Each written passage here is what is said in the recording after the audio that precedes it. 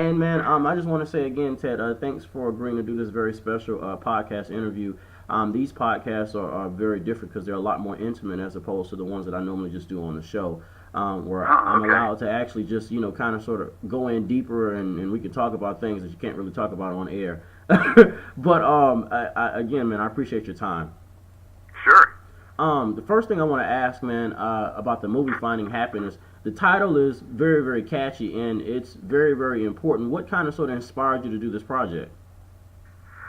Inspired me to do this project Yes, to begin with. yeah, yes. What was the Uh, I inspiration? I met Swami Kriyananda about 2.5 years ago through some of his people who wanted were looking to do a film, Mm-hmm. and the whole idea of telling the story of this community and of Swami's life just really intrigued me. Mm-hmm. And I'm not basically a spiritual person myself, but I'm very empathetic to their to their lives and the way they've dedicated their lives. So for me, it was the fascinating thing was just telling the story of these people that basically come from my generation, but kind of took a turn in a different direction in the 60s. Mm-hmm. Yeah, a lot of the spirituality we do have, man, is because of your generation. I was speaking with a guest a while back, and they were telling me about what it was like to grow up in the '60s and how I'm over here in Atlanta, Georgia, and there weren't meditation centers everywhere, and if there was, some sort of spirituality out here in the East or whatever, it might have come from churches, but then it was kind of sort of dogmatic and it wasn't really open and inclusive. And even out west, as far as California, I was told that, you couldn't find meditation centers as populated in the area as you do now, so you kind of sort of had to travel all the way east in order to, obtain this sort of spiritual awakening that a lot of folks are kind of gravitating to now. Yeah, yeah.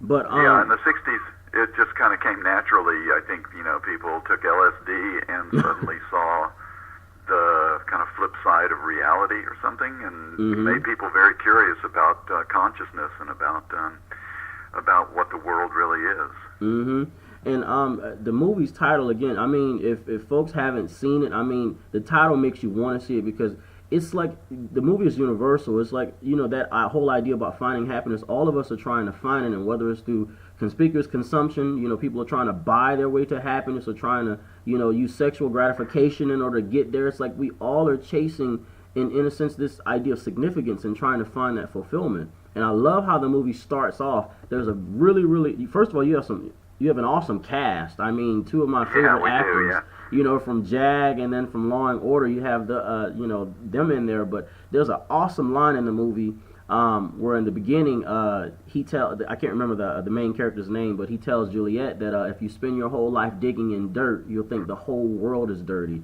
And I think that's kind of sort Right. of where we are. And I think that's definitely, part of the problem with culture today, and especially pop culture and internet, journalism and all of that, is that we're so fascinated. And I understand that, people are fascinated by the dark side of things. But in fact, if you want to be happy, you have to concentrate more on the positive side of things.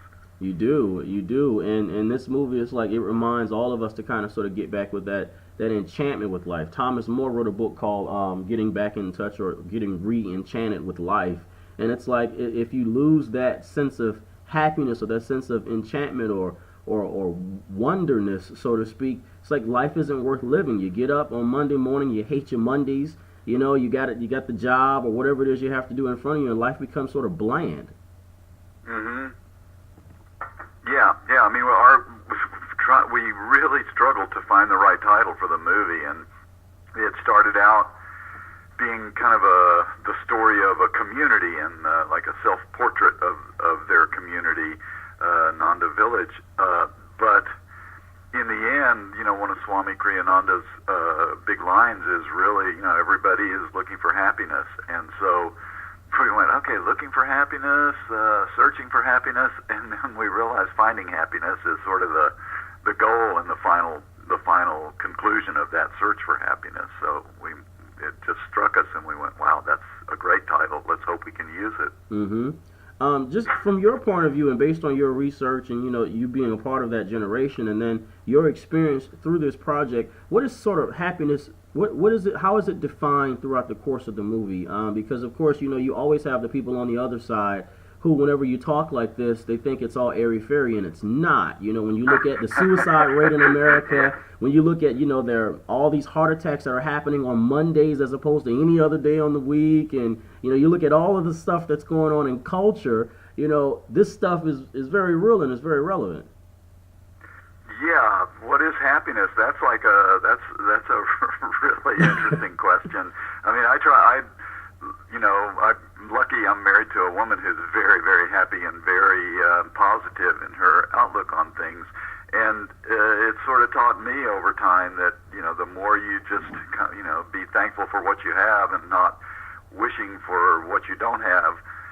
And in fact, that's kind of one of Ananda's great principles too, is to let go of attachments and just kind of live your life through giving to others and being, supporting your friends. And I think that's a big part of it, is having friends and supporting their efforts, and hopefully they support yours in return. And I haven't given up my attachments, and I'm very ambitious in wanting to make movies and do all of that. But the joy I get from the actual work of making films is kind of what makes me happy too, Mm-hmm. And you're very good at this. Is like a part of your spiritual work, and I think like what we were starting to see, especially the younger generation, my generation, is there's a way for us to blend both the Eastern and the Western teachings, because some of us, we want to live and be in the world, and it's like you said, we love our attachments, but there has to be a way where we don't get too attached to our attachments, where we're not kind of sort of buying into whatever corporate scheme they're giving us, or we're not buying into Cubicle Nation, or where we're not buying into, what we're getting fed to us through marketers and all of that. We're trying to sort of find that middle path where we can kind of live and be in the world, but yet, find a way to be in the world, so to speak. Yeah, I think that to me is the ultimate goal, because, as idyllic as life at Ananda Village is, it's not for everybody to kind of just retreat from the hustle of the real world.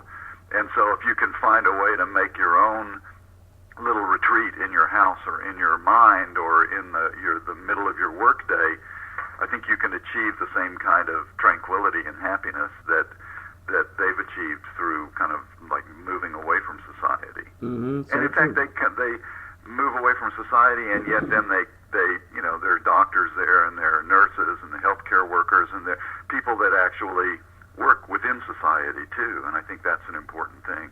Mm-hmm. It's like Maya Angelou said. She had this famous quote where she said, "Create a space in your life where only you and God, or you and the divine, can live, and don't let anybody else in. Because at the end of the day, when the world knocks you down, you got that space where you can go and kind of sort of get refreshed. And it's like if we don't have that place where we can go and find peace, even in our minds, or a little sacred space in our lives or whatever, we'll never be able to get refreshed." Yeah, that's great. Yeah.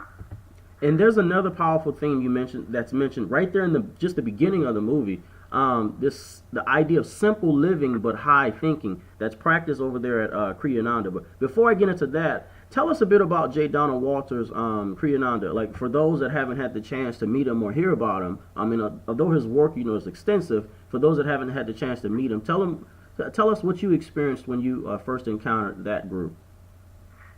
So when I first met him, I was basically kind of went through several different layers of meeting people that are his kind of inner circle, gradually gaining their confidence and getting to the point where they felt like that they could introduce me to him.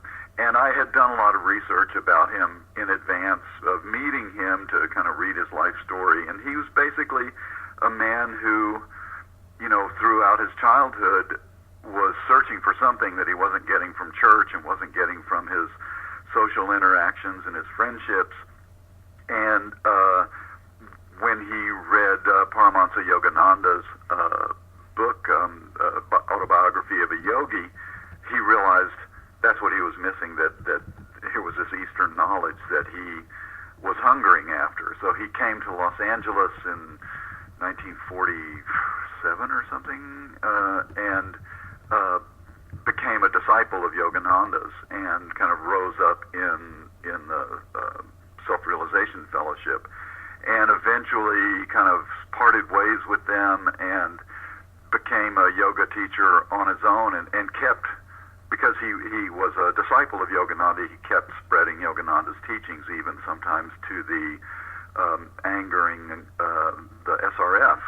But in the end, he took Yogananda's prediction that small communities of people with simple living and high thinking would be the way for society to the future of society. And so he actually took that teaching and put it into action with the Ananda village that was formed in 1968.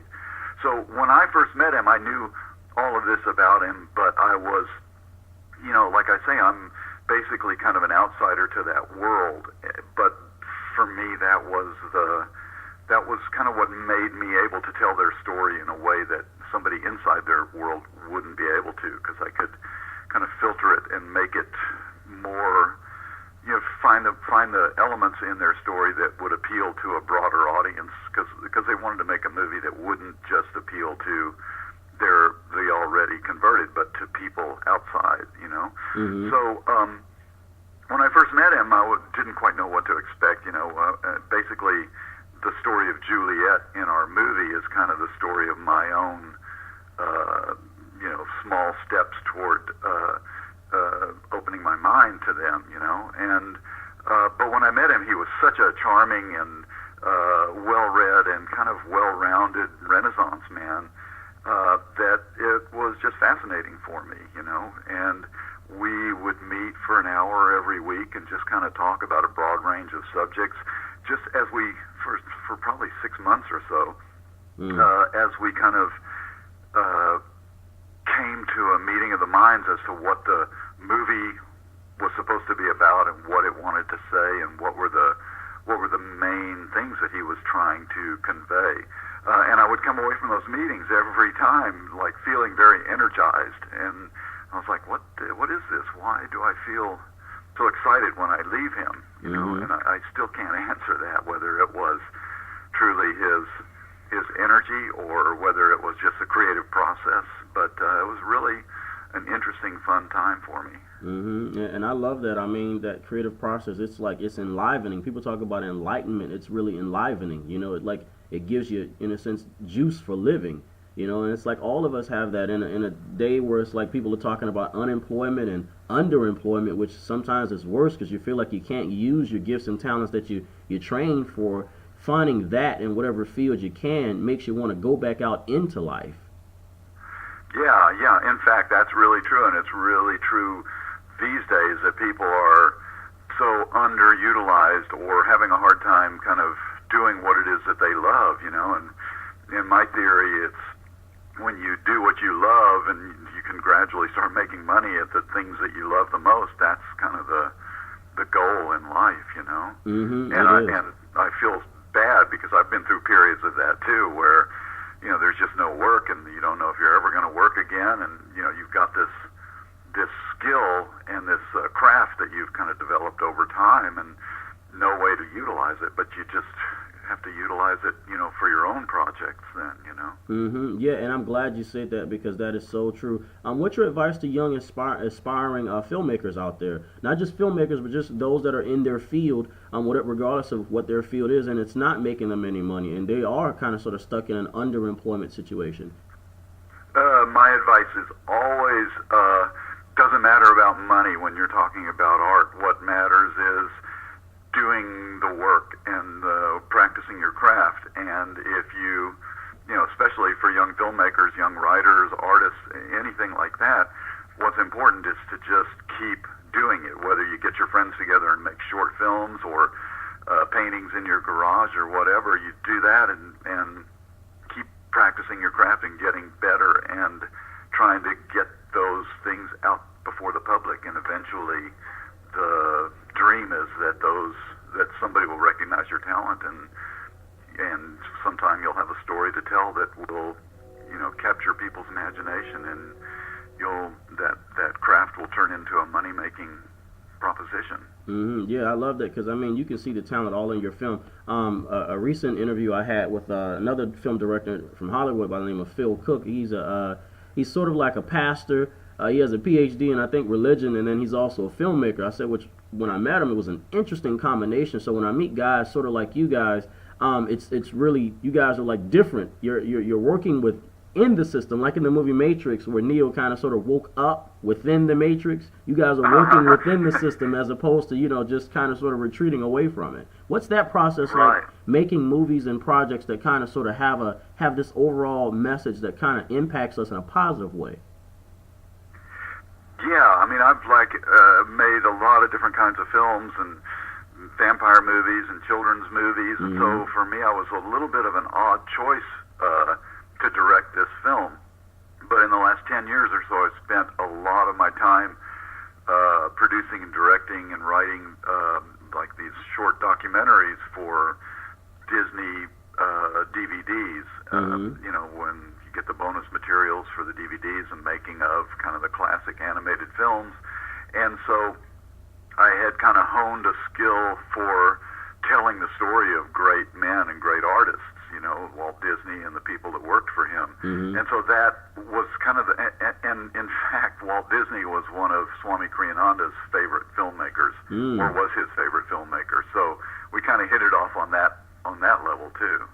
Wow, and you know what, that really is important, because and you mentioned something about vampire movies. I also think it's equally important to tell the story of the human condition. In spirituality, sometimes you kind of hear about folks that get stuck on one end of the spectrum, and life is kind of sort of like a tragicomedy.